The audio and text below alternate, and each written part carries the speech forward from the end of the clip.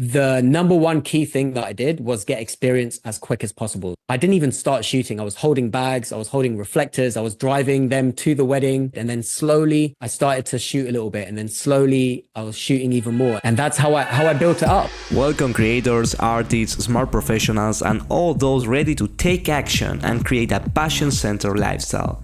This is another episode of the Creative Action Podcast. I'm your host, Bruno Flow. Let's unlock greater levels of flow, freedom, and fulfillment together. Sachin Khona is an award-winning wedding photographer, educator, and event producer based in Vancouver, Canada. His work destinations have included everywhere from London, France, Italy, Greece, Kenya, and India, along with many others. Sachin specializes in capturing artistic and authentic moments of joy with creative portraits, producing a storytelling wedding photography style that conveys real love, genuine emotions, and unspoken moments between couples and their families. He's also an holistic business coach, helping wedding photographers to accelerate their bookings to more than 10K per month. Sachin is host of the ARC Creative Podcast, a show featuring creative insight from photographers and creatives from various fields and backgrounds. Dear listeners, this is Sachin Khona at the Creative Action Podcast. We did it, man. Finally. We did it. We're here together. I'm honored to be here, man. Oh, yes. We had a lot of technical problems to do this very important meeting and conversation. I'm super excited because we did it, and this is going to be a mind-blowing episode. I know it already, because Sachin, he's doing a lot of things, has a very interesting business and life, and I think all the listeners and audience are going to learn a lot from this very special episode. I want to learn a lot from you, Sachin. I hope I can be of value, man. Yeah, I'm looking forward to your questions. Yeah. So, first of all, I want you to tell our listeners, what are you doing? What is your business about? Yeah, thanks. So I am a wedding photographer. I shoot weddings all around Canada. Mostly I'm based in Vancouver. And when I became a wedding photographer, I really wanted to shoot in different destinations and explore and travel the world. And that was my passion. So wedding photography and being a creative is really what I enjoy doing. And when I became a wedding photographer, though, I love education and I wanted to learn as much as possible, as quickly as possible. So I attended a lot of workshops, conferences, I did some mentoring, and I wanted to be an educator myself and offer better education to the community that I belong to, because the conferences that I was going to, they started to not feel as inspiring to me. And I felt that I wanted to create something for the Vancouver community. So in 2016, this is about 5 years after becoming a wedding photographer, I started an interview podcast similar to yourself. That interview podcast then became a conference where everyone would gather, and maybe that's something that potentially you could do in the future as well. But sounds great. Just getting, being in front of your audience, being in front of the people that you care about, and offering them perspectives from different educators. So I would interview different educators and then I would bring them to Vancouver and we would have a 4-day event. It was 3 days plus a day of workshops and in-person education. And that's really my passion. I want to be a creative. I want to explore different ways of education and communicating with others. And previously I was the event planner. I would organize the conferences, but since COVID, because all the weddings, it was harder to shoot weddings during 2020. In fact, I shot, I think, one wedding and then many small sessions. But that whole year it was a blessing as well, because it gave me the opportunity for me to explore being an educator myself too. So since then, I've been creating masterminds. I've created a course. I've mentored over 40 photographers. And now that's what I do. So to answer your question right now, I'm a wedding photographer. I'm creating the 5th ARC conference in November 2024. And then I'm coaching and mentoring other photographers. Beautiful, beautiful. I think you did a very good job explaining everything that you are doing, which is a lot. And I didn't know about this conference, which sounds super good idea and super high value thing to do. But also, what I can see from everything you are saying is that you are very committed to what you are doing. I mean, this seems to be like your life, and this is your passion. You are putting everything to do this. So, Yes. yes, and I know a little bit about your backstory because this wasn't always like this for you. This at some point you had to change in your career, let's say. Yeah. Can you tell me and tell the people listening to this episode more about that? Yeah, for sure. But I started becoming a wedding photographer in 2011, but the seed was kind of planted a lot earlier. Mm, I just to rewind a little bit, I used to travel and explore a lot, and I would go on trips and always have my camera with me. So I always loved photography, but I never saw that as being something that I could make money doing. mm, Um, and it never was an idea for me. In fact, I wanted to get into the music industry and do something there. But what essentially happened was, I went to university. I got a degree. It was in maths and business. I found that exciting and I enjoyed it. But then when I went traveling and I started to explore, there weren't many options for me um, many industries for me to join. So long story short, I felt like I needed another qualification, like I needed to study again. But the opportunity that came about was to become a CA, a chartered accountant or an auditor. And so I worked in finance for 3 years and I got a qualification, which is becoming a qualified chartered accountant. And that's the exact opposite of being a photographer. And it was not the greatest job. No disrespect to the job. I think mm, it's actually a fantastic job. I learned loads mm, from it and I'm grateful for the experience, but it wasn't what I was designed to do. But it mm, gave me the opportunity to learn a lot. I was studying, as I mentioned, and it gave me the opportunity to move to Canada, which was a goal of mine and a dream of mine. So I'm very grateful for that. But the job itself made me very sick. I was very stressed, mm, anxious all the time. I really wasn't myself, and I was not being creative at all, even though I didn't really realize how important creativity was for me at the time. mm, But then, as an accountant, I went to a friend's wedding in India, and I shot their wedding as a guest, like a friend with a camera. I wasn't the wedding photographer, but I really loved doing that, and I gave them an album of images. They loved the images and they loved the photos, and people said my photography was good, and I always had a passion for photography. And then what happened was I started to look online at different wedding photographers, and I saw what they were doing and all the places that they were shooting in, and from then a spark or a fire was lit within me, and I knew that that's what I wanted to do. I wanted to become a wedding photographer, and the current job that I was in, the finance job, was kind of the ticket to get there because I could move country.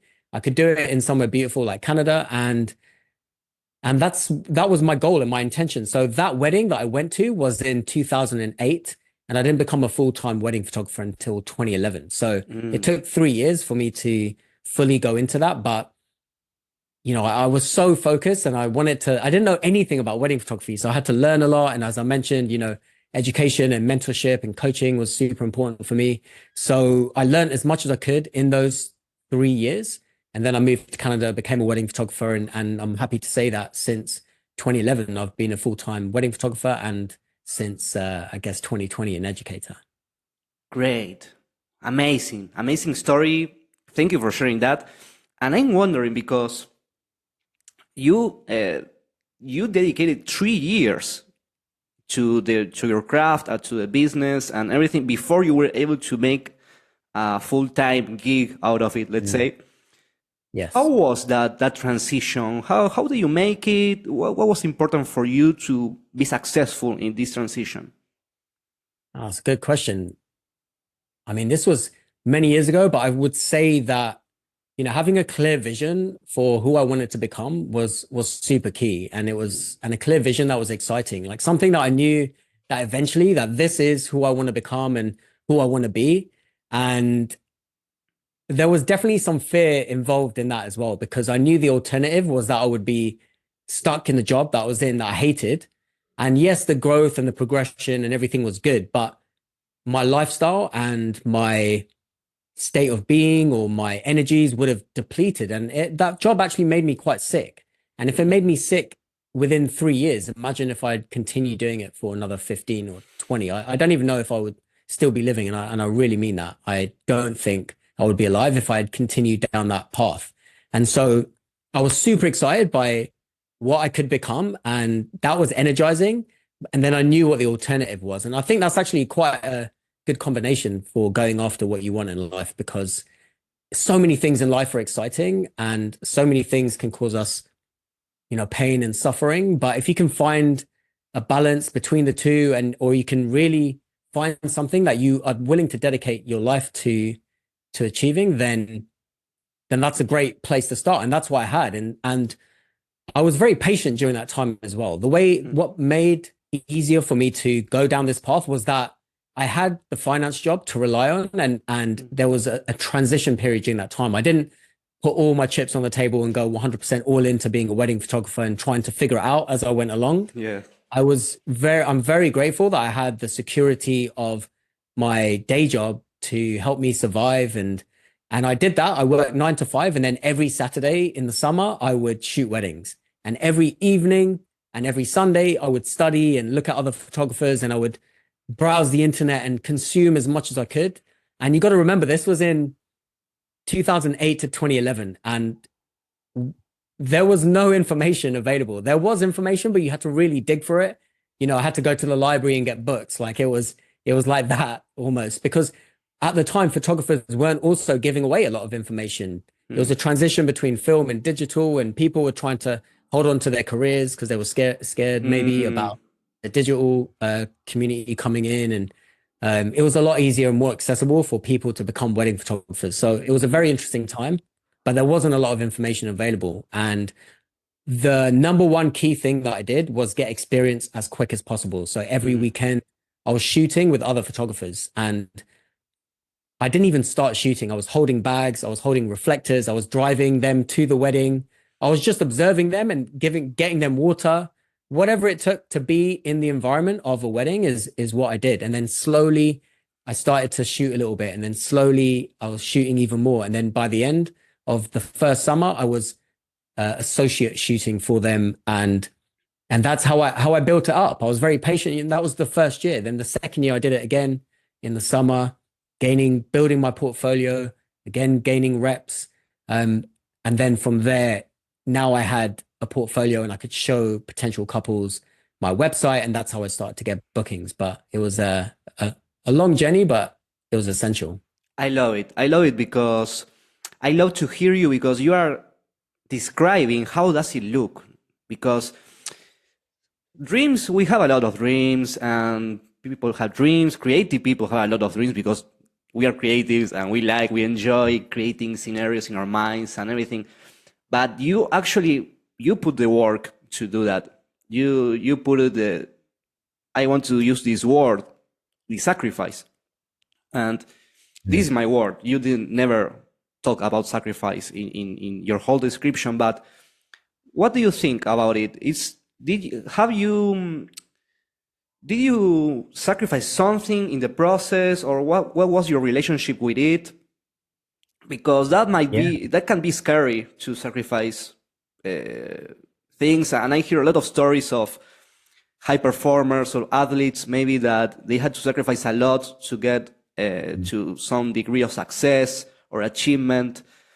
And each story is different. So how was it in your case, or does it resonate with you, this word? Or Definitely. I've never thought about what I sacrificed actually, because it didn't feel like a sacrifice at that time. Good. Because that's what I wanted to do. So if you know you want to go on holiday to Hawaii, then nothing else is going to get in your way, And it was like, I knew I wanted to become a wedding photographer. So I sacrificed my weekends, and I didn't see my friends. I didn't see my girlfriend. I was shooting a wedding, and I was documenting someone else's day and capturing their memories so that I could create this life for myself. So I sacrificed my weekends. I then sacrificed, I would say, my time in the evenings because I was studying and trying to learn as much as I could about wedding photography. So um, I was, yes, during the day being an accountant, but in the evenings I gave up time there. Um, but the thing I feel the difference is that it didn't feel like a sacrifice. When it's something that you really love and you want to do, and you know that this is like what you're designed to do, then it might look like a sacrifice in someone else's mind. But there's nothing else that I'd rather be doing on a weekend than learning how to become a photographer, because that's what I see for myself in my future. So what else could I possibly be doing? I'm not watching football. I sacrificed like, seeing my football team, sacrifice seeing my friends, my girlfriend, things like that. Lots of sacrifice, maybe from their perspective, but from mine, it was all just winning and development. And that's what it takes to be successful and to, live your dreams, which I'm happy to say that I'm doing. And I'm still sacrificing, in inverted commas, many things in my life, but not really. I love the journey, and I'm committed to that. So you said the word dedicated at the beginning, and I love that. I'm very dedicated to who I want to be, and I see it for myself. And it doesn't feel like sacrifice when you come from that place. I like it. Yeah, it makes sense. Makes sense.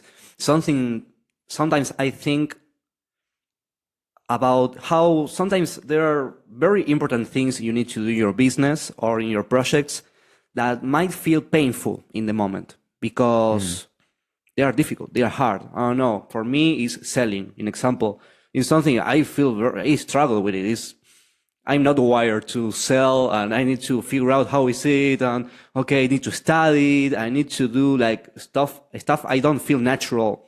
I don't feel like going with the flow, let's say, or something easy. No, it's something very forceful. It's okay, I need to push forward with this, because if I don't learn this stuff, my dream is not going to happen. My business is not going to flourish. So I like it because you are talking about the hard shit that you had to do, and you had to go Saturdays you had to study. Well, you had to do this sacrifice.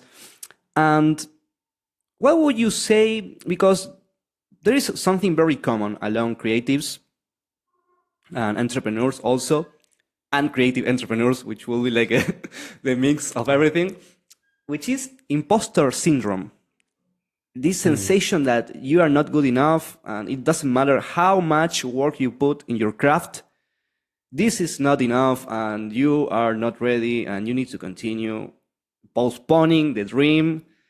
And what would be your approach to or your view on this, especially thinking about this photographer that is listening to you right now, and he would love to do what you're doing, but he doesn't feel ready yet. He has this kind of, let's say, imposter syndrome or insecurity. What would be your advice for this type of person? Yeah, it's a great question, because it's something that I still deal with myself. Sometimes I feel like, man, I've booked this wedding, and do they think I'm as good as I think I am, or do they think I'll be good enough for their day? And there's a lot of, comparisonitis. You look at other photographers and then you compare yourself to where they are, or you look at other podcasters or other educators. And, I've been doing education now for a few years, but I still feel like, do I know enough to be able to teach this other photographer how to do the job? Like, I'm still learning too. But the thing is, I've been doing it for so many years, and those are the things that I need to remind myself, and then just do it. Like, turn off that chatter in your mind, think a lot less. And the best way to overcome imposter syndrome is by taking action and doing the rep. We both have podcasts, we're both coaching, we're both mentoring. And today is another rep. Like, we're here, we're showing up, we're connecting with each other. And this is another way to overcome any of that kind of imposter syndrome that we may even feel before we come onto this podcast. Sometimes I think to myself, oh, the person listening, I hope whoever's listening to this now is, like, getting value from it. But if I had that chatter in my mind beforehand, it's gonna put me into like a negative state, and I won't be coming and answering questions to the best of my ability. So I have to stop that internal chatter, and you just have to go for it. Honestly, I think the best way to overcome imposter syndrome is by taking action, because if you're always stuck in comparing where you are to someone else's journey, that's gonna rob you of any fulfillment. And there's always going to be somebody better than you. Trust me, there's always somebody better than you, and that is just the truth. But can you be better than yourself yesterday, or the last time you did an episode, or the last time you photographed a wedding? Like, use yourself as the benchmark and compare yourself to your last action and your last attempt. But take action and just move forward. That's the only way. Because I don't know if you've read for any creative out there, one book that is essential is The Artist's Way by Julia Cameron. It's really beautiful, and she talks in there about jealousy and about imposter syndrome. And one of the things that she said is that a lot of movie directors or directors in film, they would compare their attempts to George Lucas's Star Wars. And they would say, "I'm never going to be like as good as this George Lucas Star Wars." And they've made like 5 movies in their life, and they're just getting started, right? But they're comparing 2 completely different outcomes. They should be comparing their 5th attempt to George Lucas's 5th attempt, or wherever he was at their stage. That's a much more realistic basis to go by, and not comparing it to somebody who's at the highest level, because you're always gonna feel bad, and you're never gonna honestly like be at that level, and you'll never be able to replicate it, because that's that person's journey and their outcome and their production at that time. So take action, compare yourself, if anything, to your last attempt, and think less, just move forward. Yes, love it. Creative action. Yes, let's take creative action right now, right here.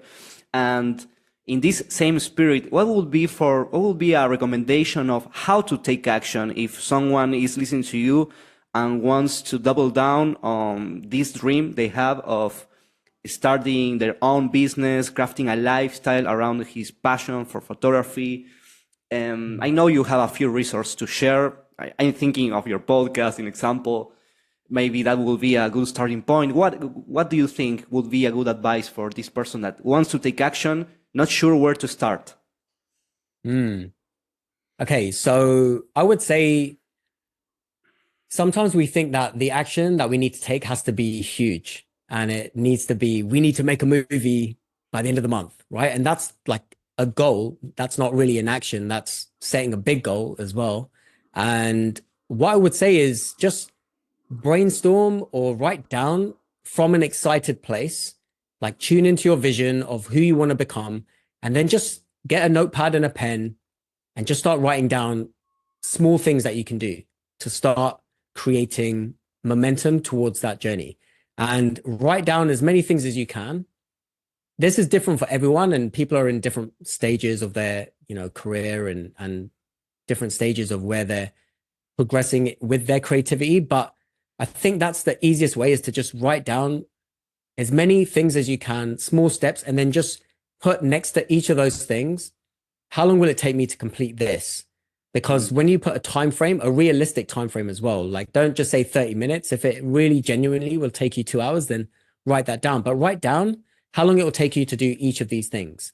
That will give you some perspective as to what each of these actions may take. And then there'll be certain things there that are 5 minutes, 2 minutes, 1 minute maybe, which is like set up a meeting with Bruno because I want to pick his brain around something. That takes 1 minute to do, right? Or send Bruno an email about XYZ. That takes 1 minute.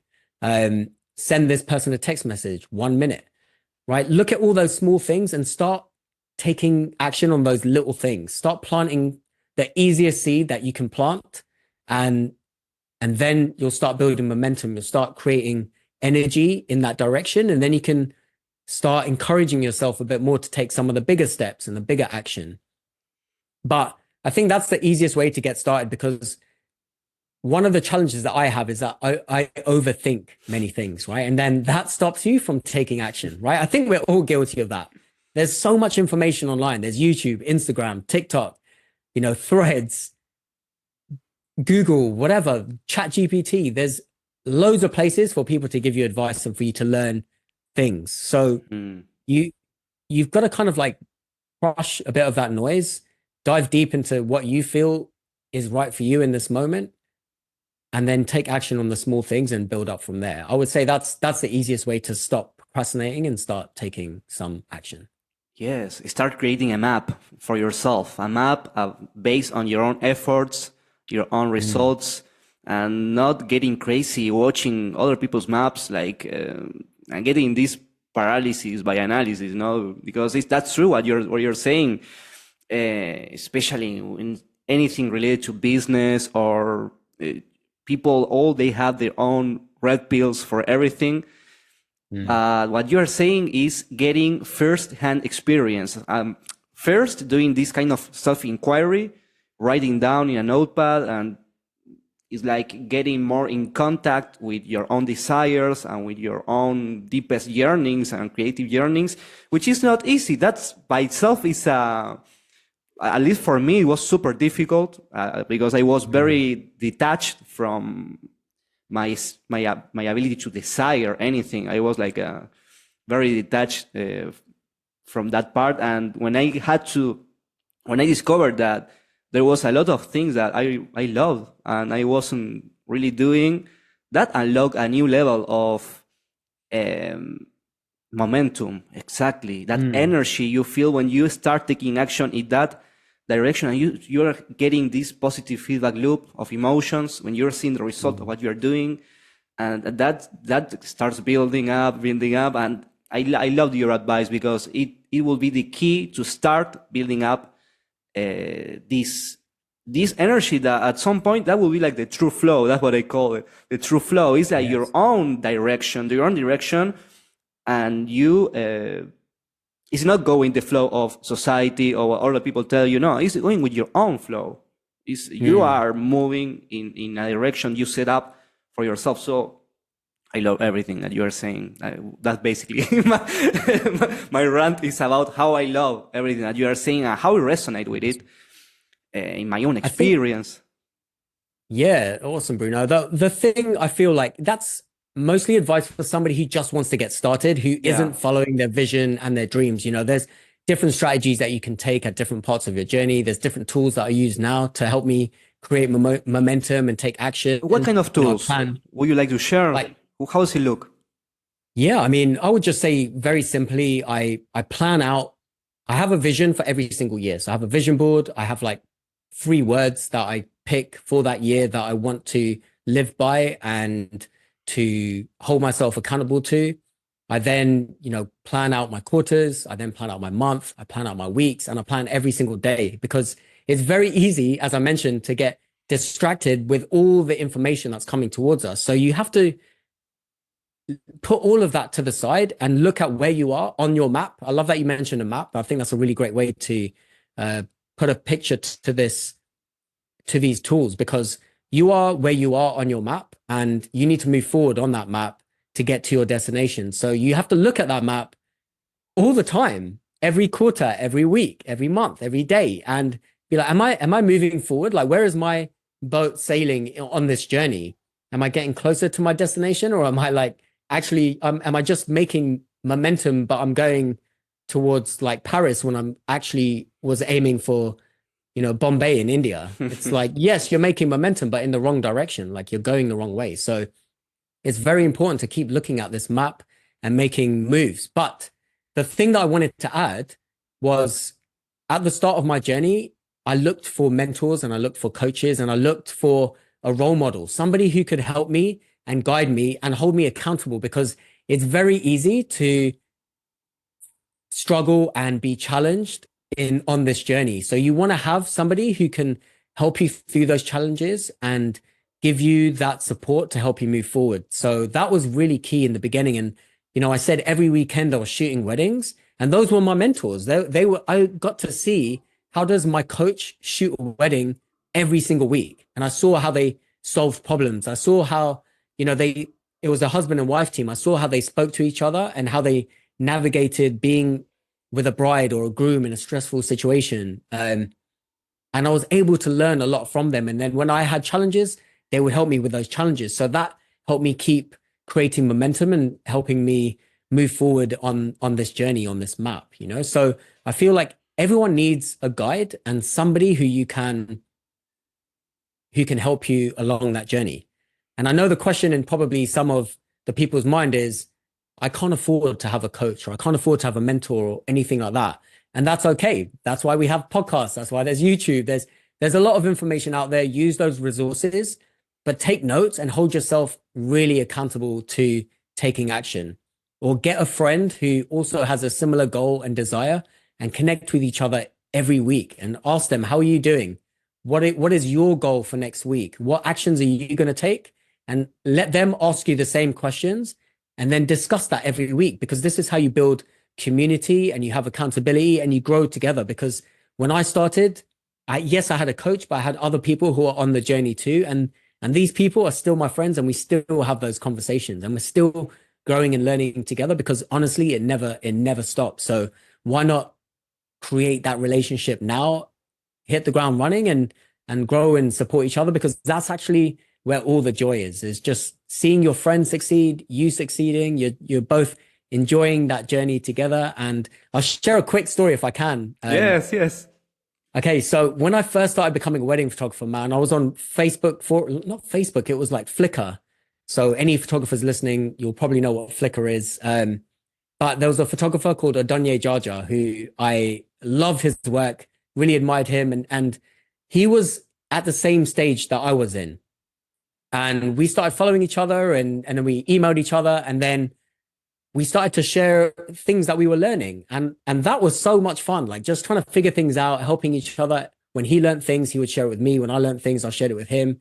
And we grew like really fast together. And then we were able to shoot a wedding together in Florida. And it was like, man, it was such an incredible feeling. Like several years later, meeting somebody who I met online, meeting halfway across the world, shooting a wedding in a beautiful destination, and just looking at each other and be like, man, we're like freaking doing it. This is happening. What we always, this is what we always dreamed to do. And now we're doing it, and we're still in touch now.